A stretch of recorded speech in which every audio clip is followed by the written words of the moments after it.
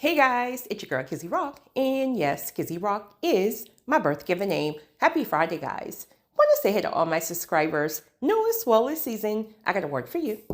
Tap in. Happy Friday, guys. So guys, I want to talk about a few things. I want to talk in regards to purpose and calling, and I'm going to tie it in again with all of this heaviness that a lot of people is feeling, this pressure, and people feel like they're about to lose their mind, or it's like pressure bust pipes. Like, what is this thing about, right? Some of you guys may be experiencing that you feel like your life is literally turned upside down when yet God have promised you breakthrough. And so it looks the complete opposite, right? It's a whole zoo, honey. It's a whole zoo. So guys, all right, let's talk really quickly about purpose and calling. You know, purpose and calling is one of those topics where a lot of people really feel like they're struggling with understanding, what is my purpose? Obviously, I'm here for a reason. I don't understand what my purpose is.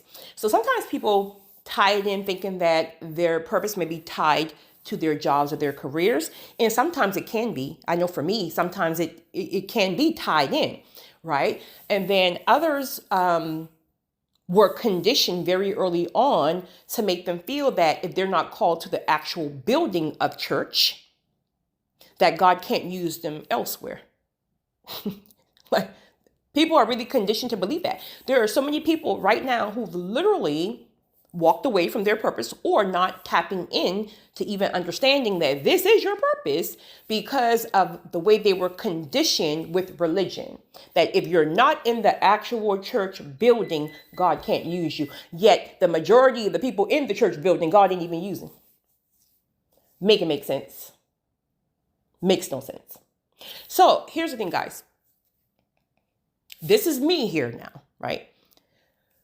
For me, purpose and calling, something innate was in you at a very, very young age. At a very young age. Obviously, you couldn't articulate it or even know what it was about, but it was something that set you apart. It was something that grinds your gears, that you can't change this thing, but you want to change it. Or why aren't people changing this thing?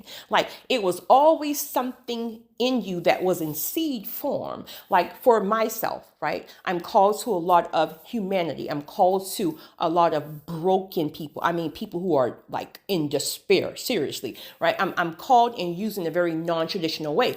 Well, I was a child in elementary school, as well as middle school, who are literally what's the word? Not targeting. I don't know, hand selecting the children who are being bullied, right? The children who look poor. Now, I don't know what poor is, right? But there was something within my spirit that always gravitated towards the less fortunate, right? The kids who have holes in their shoes. I put, God, guys, I really did this. I put two kids, God bless Missy's soul, two kids on the bus with me in middle school, and I took them home. And I walk in the door, and my mom's like, "Kizzy, who kids are these?" And I'm crying, and I'm like, they're being bullied, and they got holes in their shoes. And these kids were being bullied extensively, right? And the list goes on, and the list goes on, and the list goes on. But the point I'm trying to make here, it's something within your spirit that always resonated with something. It may be complete opposite from humanity for you. Well, not humanity, but from people in need for yourself, but just whatever. Okay. Well, of course, what happens? We grow up, right? So now you got to think about trauma. You got to think about heartbreak. You got to think about people who got married and never tap into their purpose and their calling. So their husband or their wives and their children at some point just became their life. I mean, obviously, but that wasn't their purpose and their calling. Now, of course, many people, marriage and children, that's their ministry. That is not true for everybody. This is what, never mind. And so now, guys, honey, it's a whole pinging and zinging over here. So now you have people who are now waking up at 30 and at 40 and at 50 and 60 and 70, so on, and be like, I don't even want to be married anymore.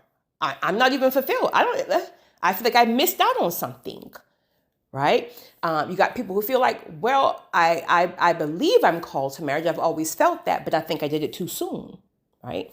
Again, that's not for everybody. Some people did it right at the perfect time, right? The whole point is here, you gotta figure out what is the plan for your life rather than going based on what societal norms pushed. They pushed that, and now they're telling everybody not to do it. And nobody even wants to do it anymore. And then the people who didn't do it are now being called to it. It's a whole zoo. This is why you got to have a personal relationship with the Holy Spirit, honey. The Holy Spirit will guide you and teach you. He's a teacher, period. So, all right. So now you got people who are waking up and feeling like, you got a lot of brothers, they feel like they're going to travel and do, of course, some of them got their own stuff going on. It is what it is, right? But many of them feel like, listen, I'm newly divorced. I feel like I was never appreciated in my marriage. Just throwing some things out there that I saw. And now I just want to live my life for me. I want to discover, why am I here? Like, I want to finally tap into something that makes me feel fulfilled, makes me feel appreciated. This is that and third. You got many women who are waking up now, let it be through divorce or just ending of partnerships and relationships, who feel like, I now want to take and enter something that has reciprocity, right?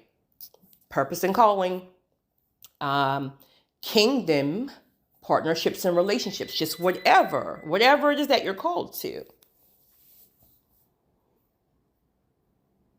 So obviously we're in the times now where God is calling people, like, truly to, like, really, really wake up and tap into your purpose and your calling. This is why he's revealing to everybody it was all a lie. They told you this. Now look at these nutcases. Look at the world.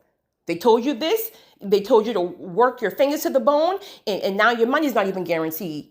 Like, they told you this, and like everything's falling apart. So it's like God is waking everybody up. So there's a shift, and that shift is very uncomfortable because a lot of the times he's shifting you out of the very things that you or me like put together for ourselves. That really was never really the will or the purpose of God. Now, many of you, like myself, chosen ones, you typically, not everybody, but you typically always moved to the beat of your own drums, if you will. You've always allowed God to lead you. So not to say that we didn't get some things wrong. Granted, we're human, but then there's others who their life almost have to be completely turned upside down because they did everything against the will of God. Let it be through conditioning, right? Sometimes no fault of their own, right? Just ignorance. Ignorance just means just not knowing, right? Maybe they didn't develop a relationship with God until later on in life, which is a lot of people. So now everything's being turned upside down. And it seems like all hell has broken loose. And it seems like it's spiritual warfare.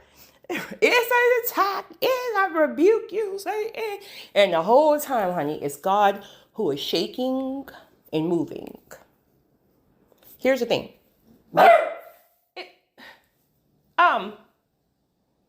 Please, that deer is not bothering you. Okay? I'm not starting this recording over. Hey, stop.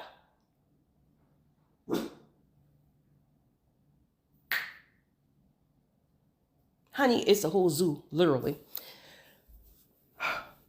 So here's the thing, guys. A lot of the times, the things that we built for ourselves, the lives that we built for ourselves, right? Now it have people attached to that life, right? That God never even wanted to be attached. There are people attached to it who, they're there for the wrong reasons. And it's like, we couldn't even see it because the scales on our eyes, right? Some people are working on jobs that was just a job to pay the bills, but is no longer fulfilling. Now God wants you in purpose and calling, which is fulfilling. So now something happens, the job closed down, the business closed down, whatever the case may be, right? Maybe you bought a house with a spouse who was a narcissist, and maybe this is 20 years ago, but at the same time you're entering a new season, and maybe you want to keep the house because it's okay, it's comfortable, but honey, God knows spirits is up in that house, and you're going to be fighting with these spirits, and these do not just so something happens, who knows, the house flooded, I'm just saying, and now you're staying with a friend. And so the point is, it seems like everything has turned upside down. But truly, many times you will have to lose things in order for God to rebuild it the correct way.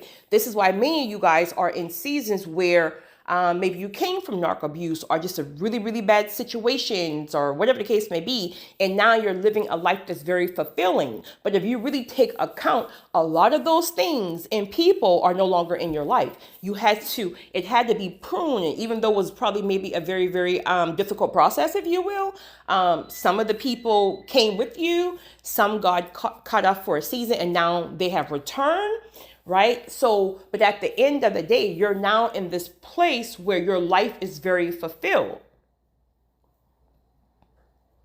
But at some point, you were exactly where the others are, meaning your life had been turned upside down at some point. My dog got me so distracted right now. So,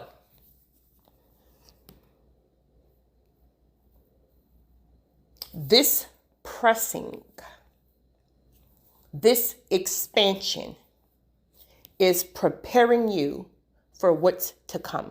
Again, this is why the enemy is trying to distract you in every area. Listen, I got so many people right now. I don't know what's going on with relationships and why I don't know if it's like the cold, because I thought people like really start locking people down in the cold and doing the right thing. But it seems like every man is tripping right now. And all these people are reaching out because he did this, he did that. And I'm like, listen, sis, I promise you, right? I promise you, if I could right now, I would sit here and I would come over there. We would eat pizza in the bed and watch movies and popcorn. We'll do all that to soothe this broken heart. But honey, right now, I just can't, right? This is what I can give you right now because I have grace to do this particular thing. Right? I'm going to pour on you right now, but I can't carry that energy like I normally do, right? We shouldn't be carrying it anyway, but empaths tapping, right? I can't carry that thing. It's too much of a distraction. So a lot of you guys are dealing with problems in relationships. You're dealing with problems with jobs. You're dealing with problems with friends or some type of betrayal. These are all distractions.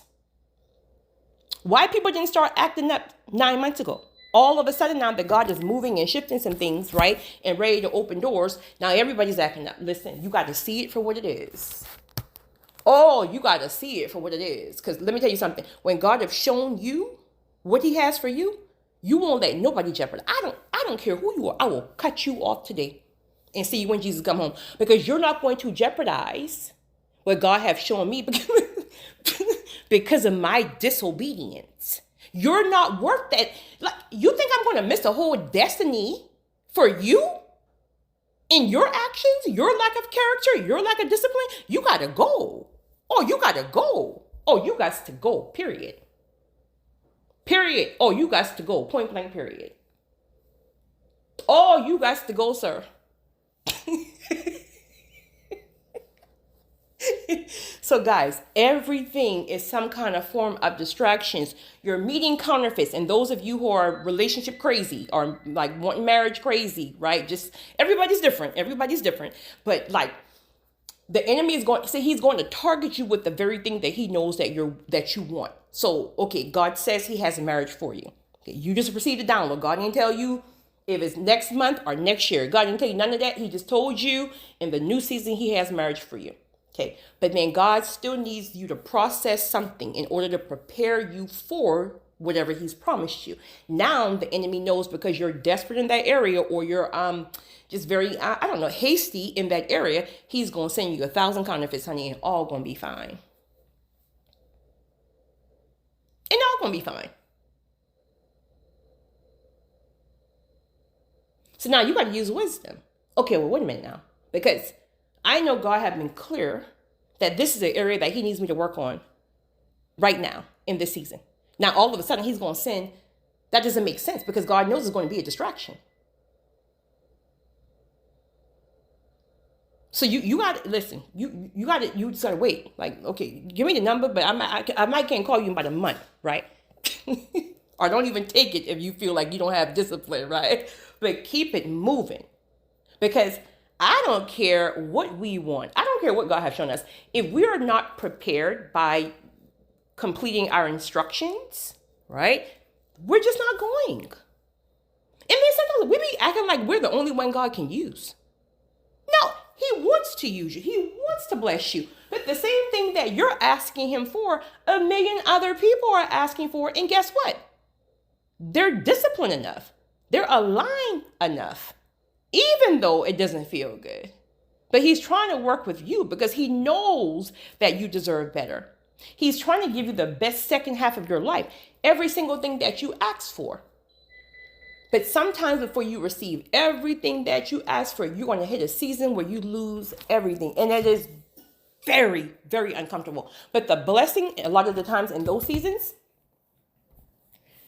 sometimes in the middle of the darkness, boom, overnight, literally, when you're not even thinking it, something happens, an open door, a call, some kind of instruction or whatever the case may be. So like those seasons can literally go from dark to light, literally overnight. And you don't even see it coming. You don't even see it coming. That's the hard part, because you're sitting here trying to decipher in your own mind, well, so let me figure out what can I do? Let me call my cousin and borrow $20. Let me call. So you're trying to figure out what can you do? And then God will have it where each person rejects you and shuts you down, because he's building your faith and he's showing you that it ain't you.